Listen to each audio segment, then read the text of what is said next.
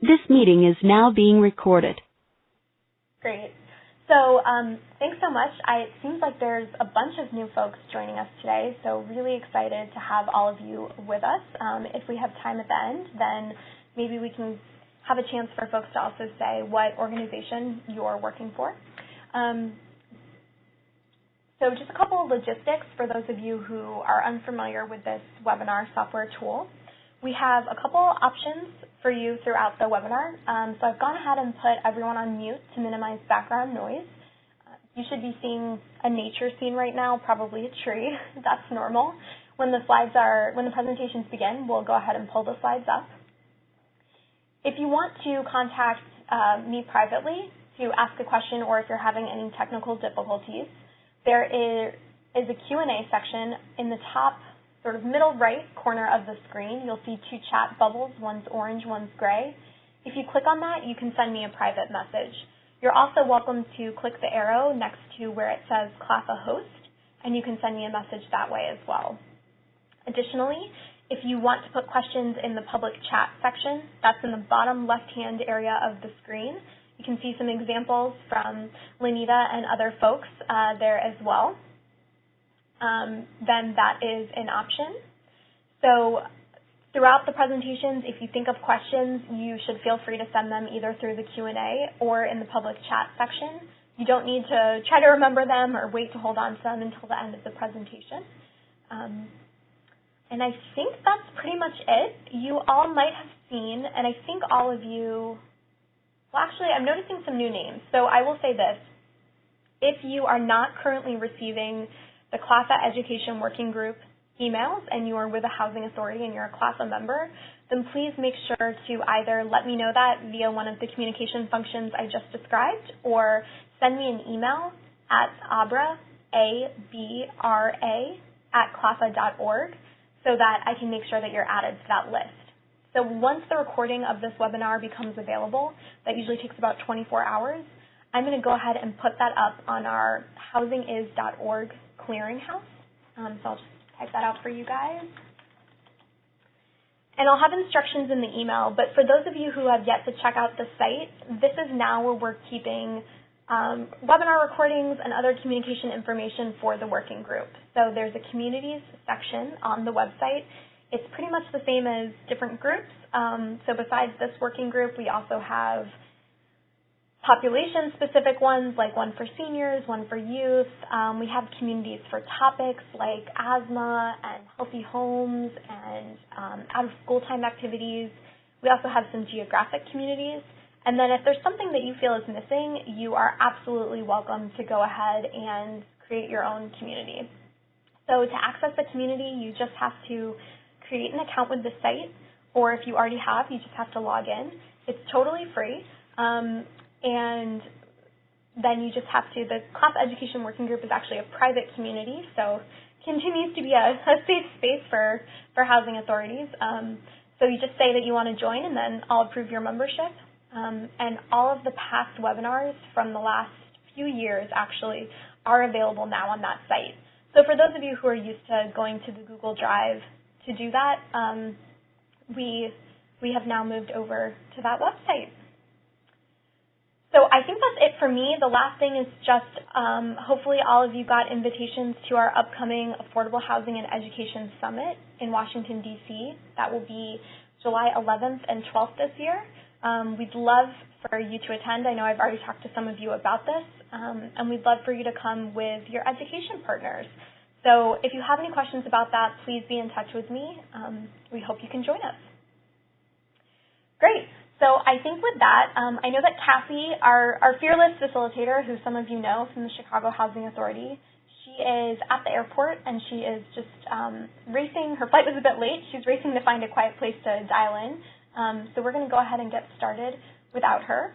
Today's focus, as I assume all of you know, is on post-secondary and other opportunities for the youth that all of you serve after that they're completed with high school. So we're going to go ahead and start today with the San Diego, Housing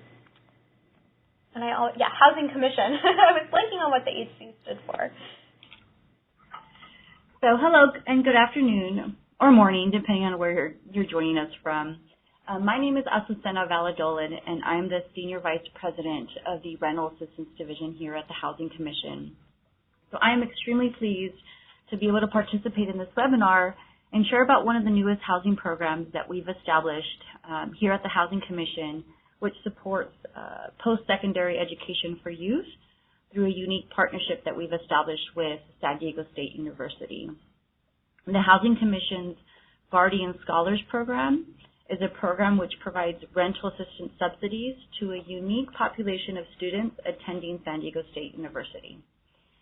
So my presentation today will focus on three main areas of the Guardian Scholars Program. First, I'll go over the makeup of the program, design and implementation. Secondly, I'll discuss the outcomes that we've achieved so far. And lastly, we'll discuss some of the lessons that we've learned. Before I get into the Guardian Scholars Program, I'd like to provide an overview of the San Diego Housing Commission and a little bit of information about the City of San Diego. Our voucher program consists of an allocation of 15,273 vouchers.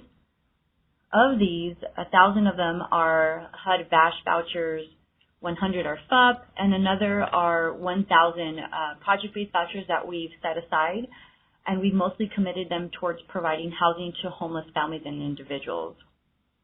We've also had allocated about 10% of our total MTW block grant funding to provide subsidies to house homeless families through some of the local non-traditional tenant-based subsidy programs that we've been able to create through our MTW flexibility. We have a small portfolio of public housing units at just 154, and we own about 3,400 affordable housing units here at the San Diego Housing Commission.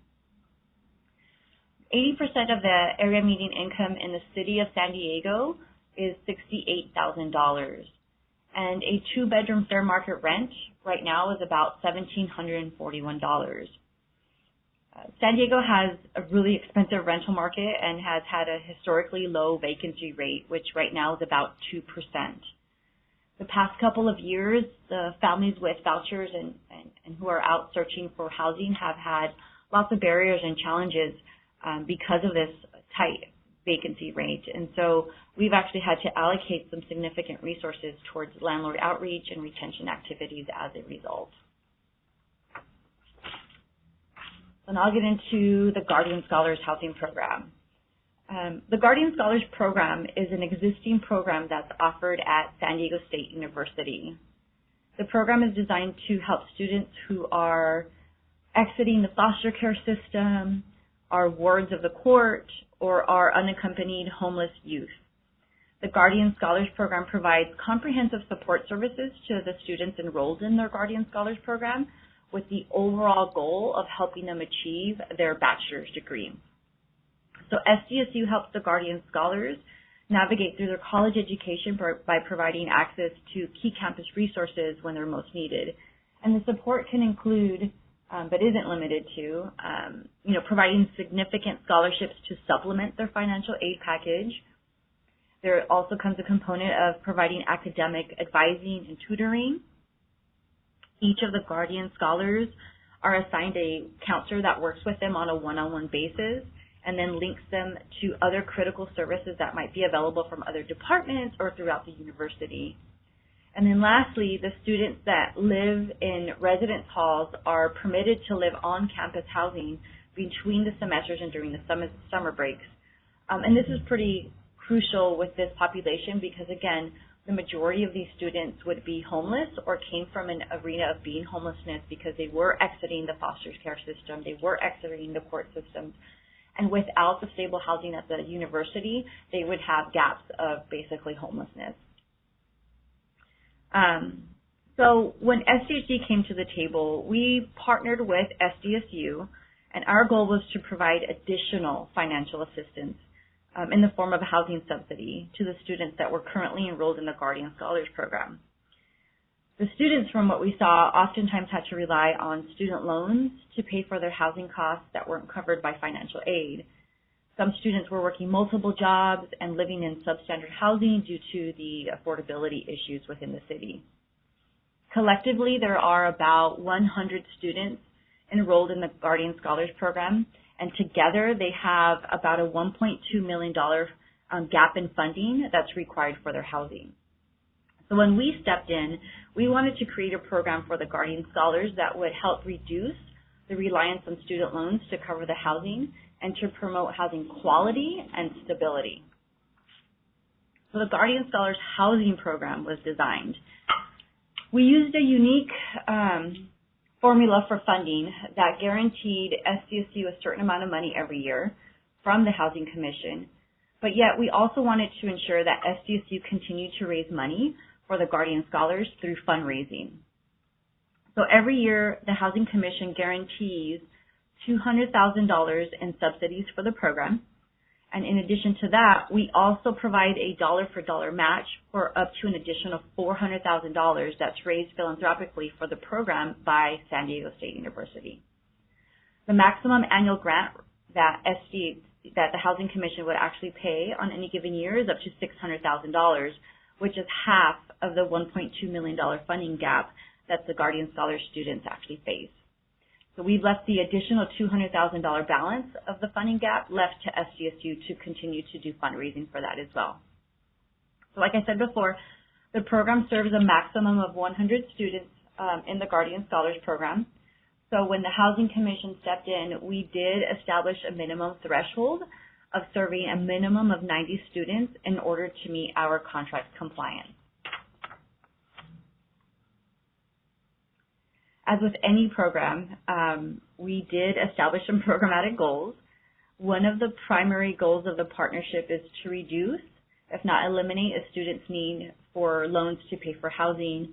We wanted to promote living in quality housing and help students focus on obtaining their bachelor's degree versus focusing on how to make ends meet.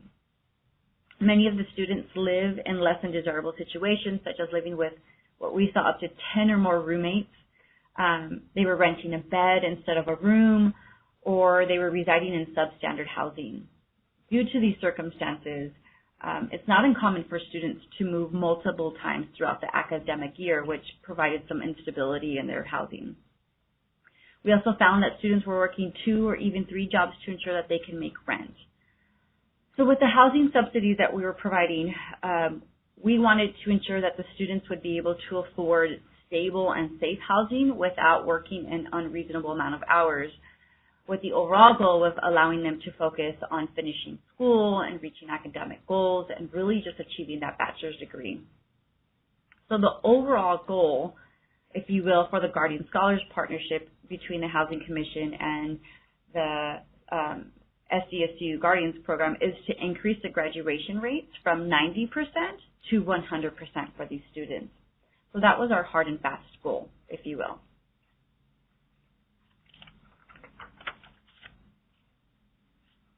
So the partnership between the Housing Commission and SDSU is multi-pronged. It took a lot of departments and a lot of staff to really come together and put forth a plan that would be fully functional and just really effective when it came to assisting the students. Within SDSU, we had the Guardian Scholars Program, which is housed within the Office of Educational Opportunity Program and Ethnic Affairs, which is also referred to as EOP. Their Office of Financial Aid is the department that assists the students with calculating the gap in financial aid versus the total annual cost for school for the Guardian Scholars. And they're also responsible for invoicing the Housing Commission every month for the subsidy payments. The Office of Housing operates the on-campus housing, which is available for their students under this program, and they were also in charge of conducting landlord outreach programs and sort of informational seminars to try to recruit landlords to the program. And then lastly, at SDSU, the Research Foundation is the entity that serves as a pass-through for the annual grant that's provided by the San Diego Housing Commission. And then at the Housing Commission, we had 2 major departments that came to the table to really make this program work. The Rental Assistance Division is responsible for the full administration and operations of the program, while our Financial Services Department reconciles and releases payments to SDSU and also reports the HAP expenditures and numbers served in VMS. So each of the entities that you see here on this slide participated in both the design and the implementation of the program. And it was really important that we brought all hands onto the table to make sure that nothing was overlooked, as we needed to rely on the expertise to really focus on each of the functions so that we can come up with a comprehensive plan that includes the policies and procedures for both the flow of information between the Housing Commission and SDSU, and also for effective program administration. So there were many facets to consider when designing the program. First, the Housing Commission identified the key policy components to be addressed. So policies and procedures regarding rental assistance administration, such as conducting HQS inspections, to conducting annual reexaminations of income, to processing moves, and all of our agency responsibilities were all included into a program plan that we all designed. SDSU developed a web portal for this program, and they invited us to the table to provide input for the design and the interface, which allowed the Housing Commission and SDSU to share information and conduct administrative functions for the different varying functions of the program. So for example, once a student is approved for the Guardian Scholars Program through their portal, the students can then use that same portal to apply for housing subsidies. And then all of the vital information for the student and their housing file is contained on this portal, where the Housing Commission and SDSU both have full access to. And so when we need to obtain verifications to determine program eligibility or ongoing reexaminations, we go to the SDSU portal. The portal has also been very beneficial and seamless because it allows us to access inspection results. We can communicate with the landlords when the Housing Commission is going to come out and inspect the unit. It also allows us to store the leases and the HAP contracts between the landlords, so we have full access to see that as well. The portal is also used by both the Housing Commission and SDSU for invoicing and dispersing of or auditing of the disbursement of housing subsidies. So the Housing Commission didn't want to cut a one lump sum payment of $600,000 to SDSU for a couple reasons. The expenditures made on behalf of the students to the landlords would have been difficult for us to audit. And then it also would have been difficult for us to enter monthly subsidy expenditures into VMS. So instead, we came up with a system where SDSU invoices the Housing Commission every single month for the rental subsidies that are needed, and then we release funds once the invoice is thoroughly audited. So that was kind of a way for us to have internal control and really ensure that there was integrity and oversight over the program, especially the financing piece. And then lastly, SDSU is primarily responsible for landlord and student outreach. So SDSU had engaged property owners and managers in their area, the college area, to discuss the program and agree to student referrals. SDSU also conducted informational meetings with the students to discuss the program. They had Q&A sessions, and they tried to encourage participation into the program. Results. So we launched this program. We went live with it in August of 2016. So we're only about 8 months into the pilot area. And so far we have placed or are serving 64 students with subsidies. And an additional 32 students have been approved for and are searching for housing. SDSU was able to fully raise $400,000 philanthropically. So us at the Housing Commission will also get to report that amount as a leverage of federal funds in our fiscal year 2017 report. Lessons learned. So with any new pilot program, there are some lessons learned. In the first year, we were hoping to have more than 64 students involved in the housing piece of the program, especially given the contractual agreement of serving minimum students that we implicated onto SDSU. But immediately after we initiated the program, both SDSU and the Housing Commission, we quickly identified that we had assumed that all students will be eligible and willing to participate in the program. So, for example, some of the students were already receiving housing assistance through other TAY programs, and they didn't want to terminate their participation. Other students were living outside of the city of San Diego and didn't want to relocate into our jurisdiction. Other students had reconnected with family members and they had a stable housing situation, while other students were living in Greek housing, which is one of the types of housing that we won't subsidize for obvious reasons, and they just simply didn't want to move out. So had we not assumed that all the students would be interested in the program, we more than likely would have structured the funding formula a bit differently and changed deliverables in the contract. So this year, based on those lessons learned, SDSU is really ramping up their outreach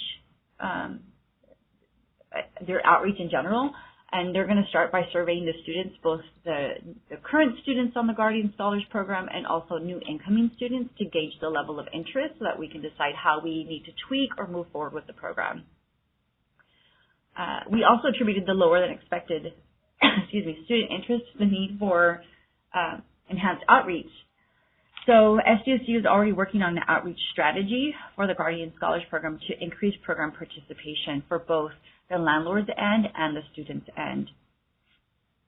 And then lastly, we also identified that if a student decided to rent a regular market rate unit rather than staying in dormitories or on-campus housing, sometimes it was really difficult to convince their landlords to rent to them.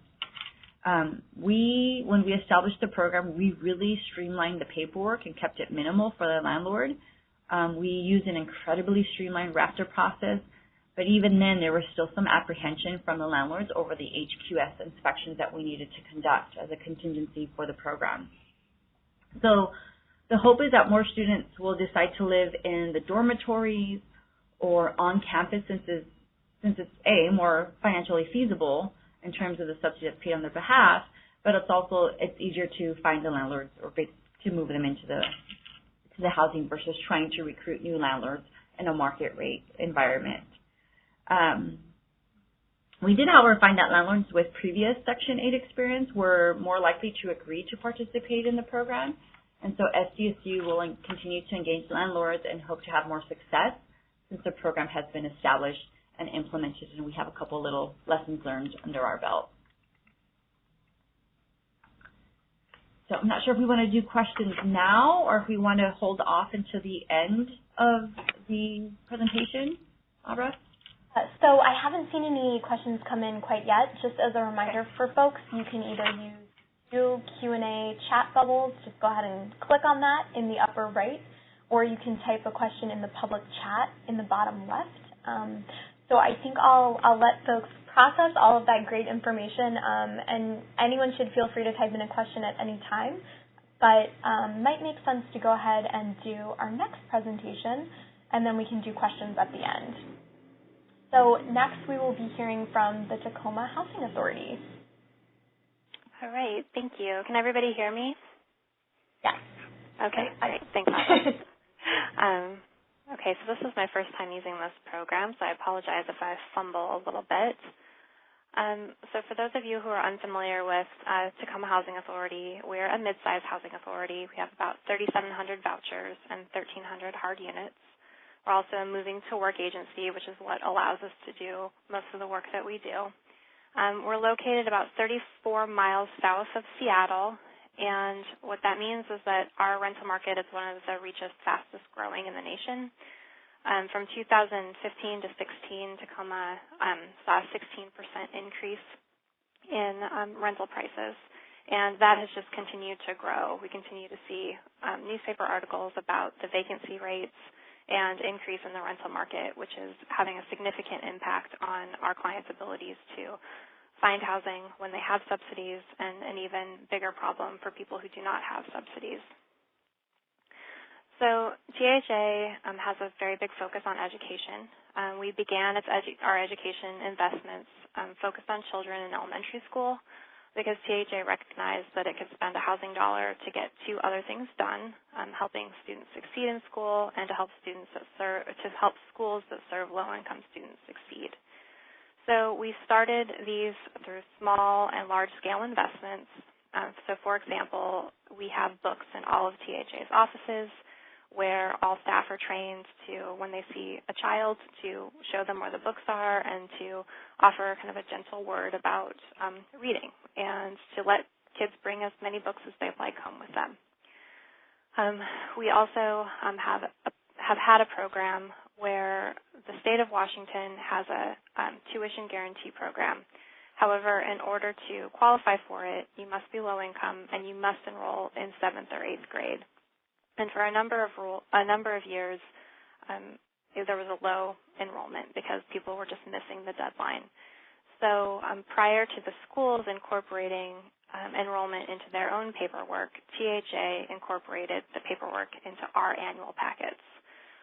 We knew that people were going through signing a bunch of paperwork for us, so we just added this as another piece of paper and then mailed the enrollment forms into the state. And we're getting to 100% enrollment in our 7th and 8th graders through that method. And this enrollment is actually directly related to what I'll be talking about in a little bit. THA is also pretty well known for our McCarver Elementary Housing Program, which is a program that invests housing dollars in a low-income school with a high mobility rate. And we have a preference for families that are experiencing homelessness identified by the McKinney-Vento caseworker at the school.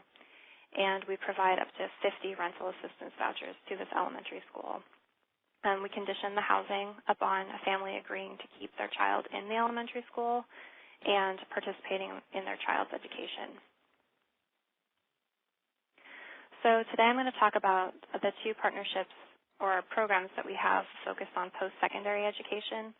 The first is our partnership with Tacoma Community College, and the second is our Children's Savings Account program. So we call the partnership with Tacoma Community College the College Housing Assistance Program, or CHAP. So I'd like to tell you a little bit about TCC, Tacoma Community College. They're the largest post-secondary institution in the Puget Sound with an enrollment of about almost 14,000 students, 60% women, 40% men, average age of 25, and they're a very ethnically diverse college campus. They also have 650 students with disabilities, and they have a high rate of transfers into four-year universities after completion of their programs. However, the problem that they were identifying was that many of their students were reporting housing and food insecurity, and when we began these conversations in 2014, staff had identified 100 TCC students who were self-reporting that they were homeless. Many of those students were working, and many of those students were also parents. So there's more national data that's becoming available that homeless students have a higher likelihood of exiting college, not completing their degrees, but still walking away with quite a bit of debt.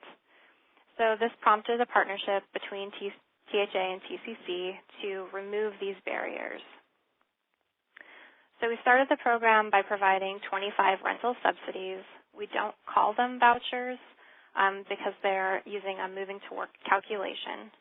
It's a subsidy that's based on 50% of the payment standard for the household size that the household qualifies for. And the length of the subsidy is limited to either 3 years or the completion of the TCC certificate or degree program, whichever comes first. In order to be eligible, the student must be homeless or at imminent risk of homelessness. They must have completed a quarter at TCC. The reason that this requirement is here is so that people were not enrolling in TC just to bypass THA's other waiting lists. The students must be enrolled in at least 12 or more credits. That requirement is there so that we know that the students are on a track to complete their degree program within the 3 years. They have to have a 2.0 GPA or better, and they must be on track to complete their program within 3 years. So we split the responsibilities for this program where THA screens the applicants for eligibility for HUD rental assistance. We do the inspections, we make the HAP payments directly to the landlords, and we fund the rental assistance. TCC opens and manages the waiting list. They provide enhanced advising services through their academic advising office, and they monitor the ongoing eligibility for the program. So they look at the credit load, GPA, and progress to graduation, and then they report any compliance issues to us. The results to date have been very promising. The average age of the participants is 34. 76% of them are parents, and our average HAB contribution is $520 per month per student. Since 2014, 201 students have applied for the program. Of those, only 47 have been able to receive that assistance. And we've been doing some comparison assessments of the program. What we're finding is that the students who are getting the housing assistance are remaining enrolled or graduating at a much higher rate than the students who remained on the waiting list. And the grade point average for the students in the CHAP program is higher than the people who remained on the waiting list, as well as the general TCC student population. So with these promising initial results, we recognize that the sample size is really too small to make any big decisions about whether to expand this to other post-secondary institutions in our community. So we applied in partnership with TCC for a grant through Temple University for a 3-year third-party evaluation. This 3-year third-party evaluation will be fully funded by foundations that Temple University will work with directly. But as part of the evaluation, we needed to agree to increase the sample size. So we have made a commitment to increase the program from 25 households up to 150 by the end of 2018. As part of that expansion, we're also going to expand the eligibility for the program. TCC is one of only 3 institutions in the state of Washington that has access to something called a Second Chance Financial Aid Program. That's a program for people who have exited corrections who would not otherwise qualify for financial aid because of their criminal histories. So with this Second Chance Financial Aid Program, TCC is also receiving funding through the Department of Corrections to fund a full-time case management/advising person. And so we are going to expand the eligibility for the CHAP program to include students who are accessing the Second Chance Financial Aid Program. Those households may not be homeless, but we recognize that their criminal backgrounds are providing their own barriers to housing and graduation. This cohort of students will be evaluated separately through Temple University, and it will be considered to be a pilot within a pilot. So I'll move on and talk a little bit about our Children's Savings Account program. So I talked a little bit earlier about the College Bound program. So Washington State is guaranteeing tuition for every low-income student in the state as long as they sign up for that program in 7th or 8th grade. However, we realize that just having tuition covered is not enough for students to move on to complete college. Tacoma has very low graduation rates. I provide a table here that shows those graduation rates and some data around participation in post-secondary education programs the year that we launched the CSA. So because of this low graduation rates and the low rates of enrollment in post-secondary institutions and the low completion once enrolled in post-secondary institutions, we launched a Children's Savings Account program. The vision of the program is to increase expectations within Salishan's largest community, which is called Salishan, to create consistent savings behavior among families while also connecting them to mainstream financial products and services, and to make pursuing post-secondary education more likely and more affordable by building the financial assets and social capital of the program participants. The program began in the fall of 2015, and it focused on Salishan. So Salishan is THA's largest housing site. It's a HOPE 6 property with over 1,500 housing units. Of those, only 690 are owned or managed by THA, and they all have rental subsidies. But the program, the CSA program, is available to both the renters and the homeowners in Salishan. We broke the program into 2 distinct programs. One is available for kindergarten through 5th graders, and one is for 6th through 12th graders. And the program started with being available just to kindergartners and just to 6th graders, and it's increasing to enroll more students each year. and this table here shows that schedule. So the program for elementary school students, kindergartners through 5th graders, is eligible for students who live in the Salishan and will be enrolling in kindergarten in the fall, or at least that's how it began. It's a matched savings account program where THA puts in a $50 seed deposit at enrollment and then matches up to $400 per year. There's a financial literacy component that's offered to the kindergartners through 5th graders, and it's offered during the school day, and that's in partnership with the Junior Achievers curriculum.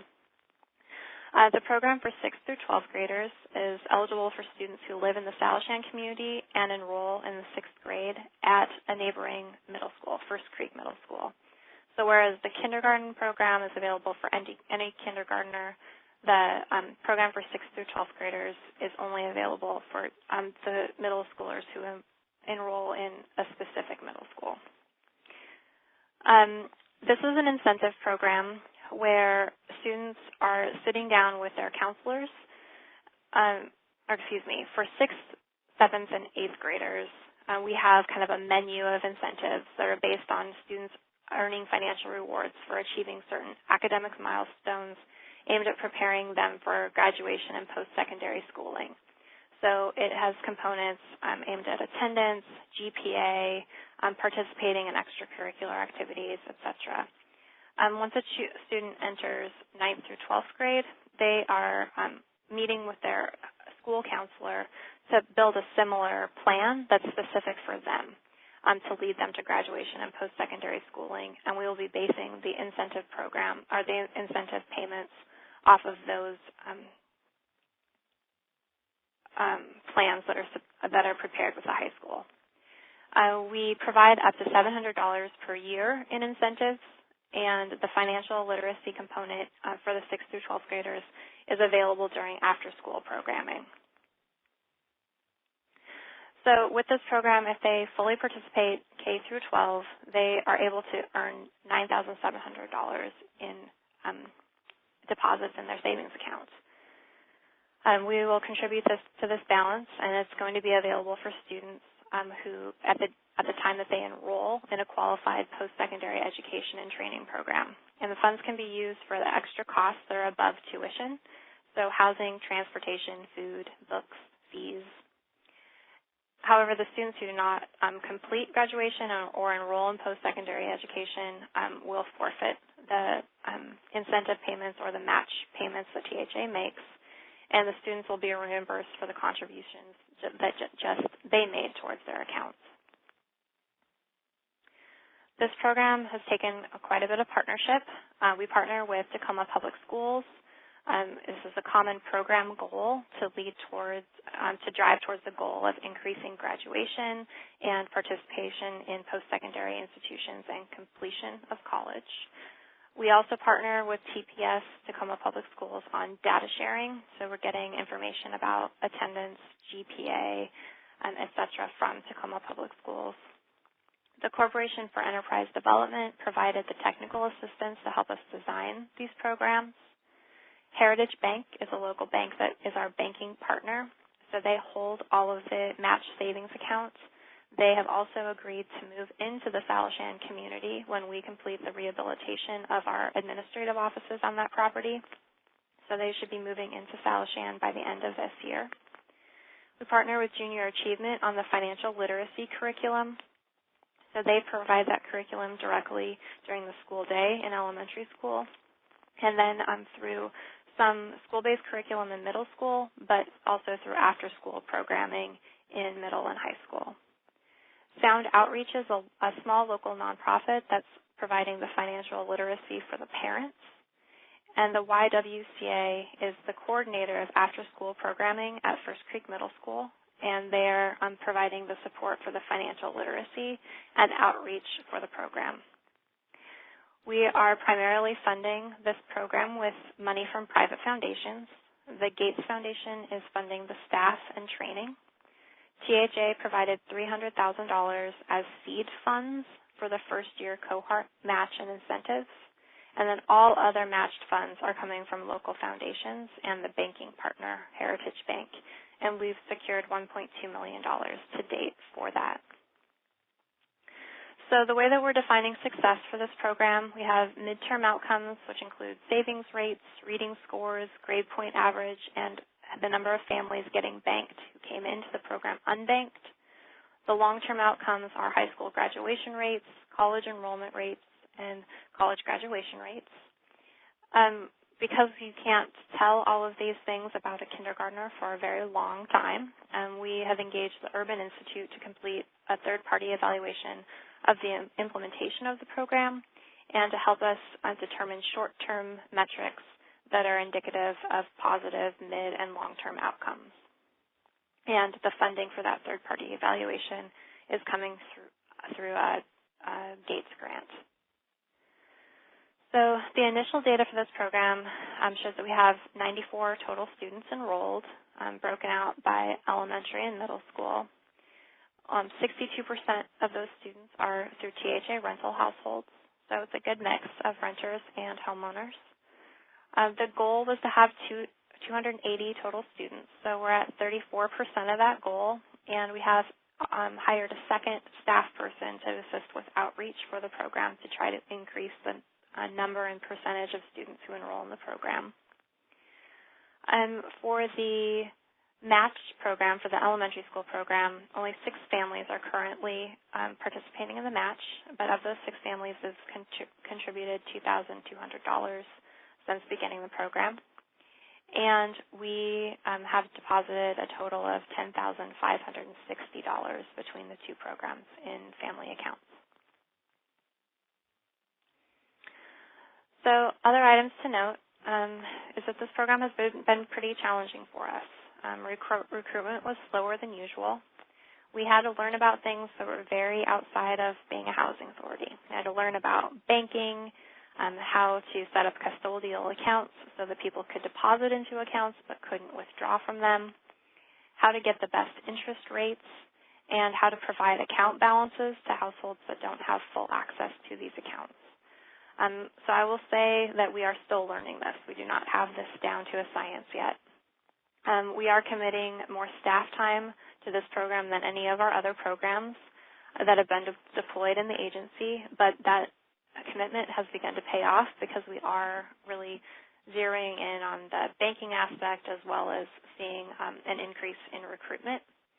And the need to design or purchase and implement new data tracking tools is also new. We need a portal system or some sort of system that is going to allow us to collect account data from Heritage Bank and provide that information back to the family so that they can see their savings accounts growing. But in the past 6 months, we've begun to work through challenges. Again, as I said, the enrollment is increasing. We've streamlined the financial literacy component. We've made significant modifications to the middle school program to better leverage the services provided by the schools. The banking partner, as I said before, has agreed to open a branch in Salishan, and we think that this banking presence is going to help increase the asset building activities that are occurring within the households. And we're about to launch a new website for the program, and we hope to link a parent portal to this website. So that's the information I have on those 2 programs, and you're welcome to contact me directly if you have any questions or want more information. Great. Well, thank you so much. So just a reminder, I know I definitely have a couple questions, but just a reminder for folks, you can put your questions in the public chat section on the bottom lower left, which everyone can see.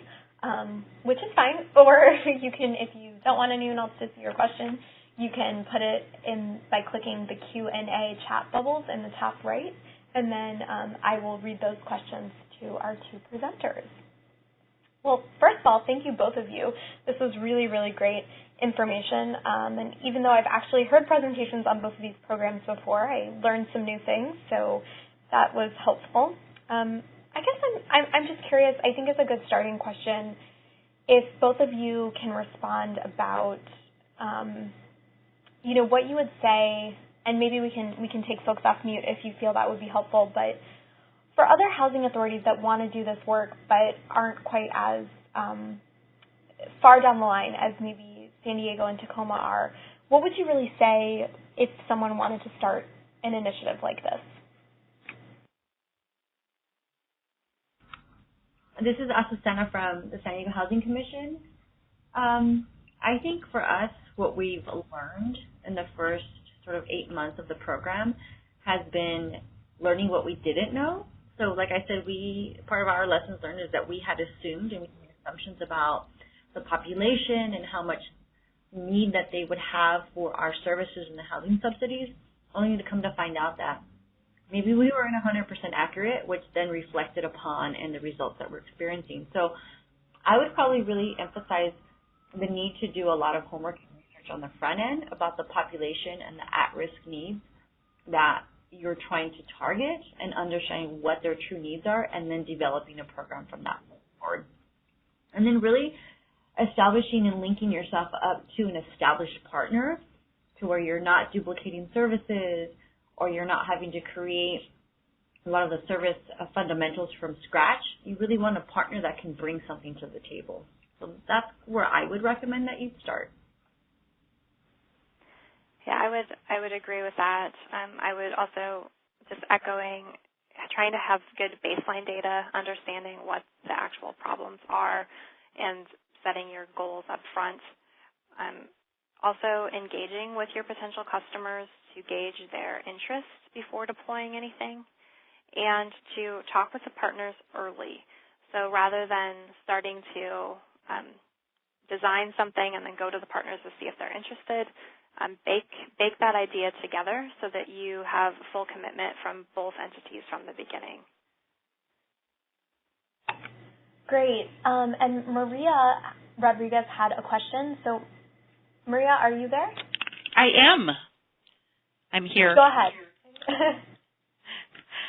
So my question was, my understanding was that if you're in Section 8, if you're using vouchers, you cannot be a full-time student. Do housing authorities have to ask for waivers? Or am I not correct?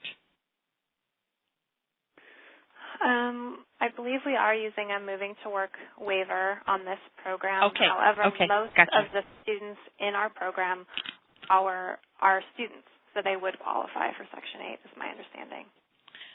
Okay. Okay.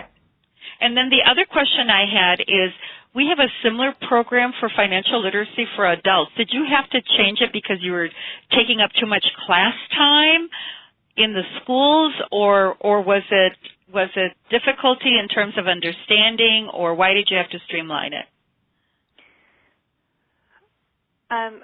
So for the financial literacy, in the first year we had some misfires where we were trying to work directly with the school for the financial literacy in the elementary schools, and the principal was not clear enough with the teachers that it needed to be allowed, and so some teachers were opting into financial literacy and others weren't. In the second year of the program, we actually got the district as a whole to commit to requiring it in the elementary school. However, there isn't enough time in the school day in middle school and high school to require it. But what we are seeing is that there's a junior achievers curriculum offered in one grade in middle school, and so we're able to use that to meet the financial literacy requirement without having to provide something separate through our program. Gotcha. Thank you. So I think, and we had another question from Ed Lowndes, who's in Kansas City. So he writes, excellent programs, but going back a little bit, both of you are MTW agencies, and so he wants you to speak a little bit more about how you think these programs could be transferable to housing authorities that aren't MTW. So I can start. I think that the CSA program is quite transferable to non-MTWs. Almost all of the funding for this program is private funding. We did have to use our Moving to Work Authority to provide the seed money, which we thought was important to get foundations to come to the table. But I think that if foundations understood that that wasn't an option, they still would have come to the table on this. but we're lucky with the Gates partnership because it has been a lot easier to fundraise from foundations other than Gates for match funds. They're not as interested in funding staffing, and so Gates has been a good partner to fund the staffing and evaluation services. On the college housing partnership, I think it would be a little bit harder to do that without MTW. You obviously wouldn't be able to change the value of the subsidy or the length of the subsidy, but you could do something similar through preferences on the waiting list. I agree with the program that we're conducting at SDSU and the Housing Commission. We really relied heavily on the MTW flexibility to put forth this initiative. But if a traditional PHA wanted to do something similar, one of the avenues that they can do is create a preference for the TAY population, and then they can pull people from their standard waiting list and provide them with a voucher.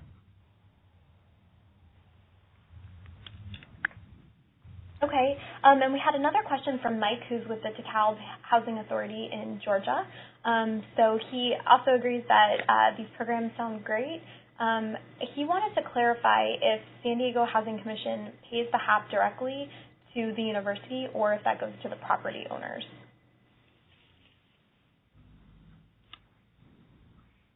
I'm sorry, can you repeat that question? Yeah, and it's also, if it's helpful, it's also typed out in the bottom left of the screen. I know I just threw a lot of acronyms. So he was just wondering if the HAP goes directly to the university or if it goes to the property owners. Oh, so we actually disperse the payments to the university, and the university disperses the payments to the landlords. So we don't have individual HAP contracts with the landlords. They master lease it through SDSU. But then we see a copy of that lease through the portal that we share with SDSU, or just accounting and auditing purposes. So we are getting close to the end of time, so if you do have any last questions, please put them in the public chat or in the Q&A bubbles up in the top right of the screen. I'm wondering if we can just do a follow-up. So I know Tacoma obviously receives some funding from the Gates Foundation. For San Diego, can you just speak a little bit more about, I think you mentioned about fundraising for funding in addition to what the university is raising. Can you speak a little bit more about the process for that? Sure. So when we were looking at the funding formula, we were trying to designate and really pinpoint how much would be needed to really fill in the housing gap for the subsidies. And so we identified that as being $1.2 million collectively for all 100 students. We knew that we didn't have the ability to, nor we probably didn't want to provide the entire funding gap directly from the Housing Commission alone, because the Guardian Scholars programs, they currently do philanthropic fundraising and they raise money for the program as it is. They just don't have sufficient efforts and fundraising capabilities to really fund the gap that's necessary. So we decided to come up with a formula that we would come up with a portion of what's needed, which is the $200,000 every year. That's a guaranteed payment that the Housing Commission will always give to the Guardian Scholars Program. And then as a way to motivate the Guardian Scholars Program to continue to seek fundraising opportunities and philanthropic avenues for their group, we said that we would match them dollar for dollar for every dollar that they raised up to a maximum of $400,000. So we felt that that was really good motivation for them to continue their philanthropic efforts. And within the first year, SDSU actually raised the entire $400,000. So then we matched them with an additional $400,000 for a grand total of $600,000. So now they have $1 million in total to fund the housing gap that's needed for their Guardian Scholars. So that will always be the case. Every year, depending on their fundraising capabilities, we'll match that dollar for dollar, anything over $200,000 and below that $400,000 mark. Great. Were there any final questions? I didn't see anything new come through. Okay, well, this was really fantastic. Again, thank you so much to both of you for presenting. And for everyone else, if you are new, Mike, I got your email, but if you are anyone else who's new and you want to be added to the email listserv, please send me an email at abra, A-B-R-A, at CLPHA, C-L-P-H-A.org. We invite any feedback for future presentations, either on topics or the webinar software itself, and then there will be a follow-up email going out to the working group in about 24 hours, 48 hours, to let you know that the recording is up on the housingiS.org website. Excellent. Thank you. Thank you so much.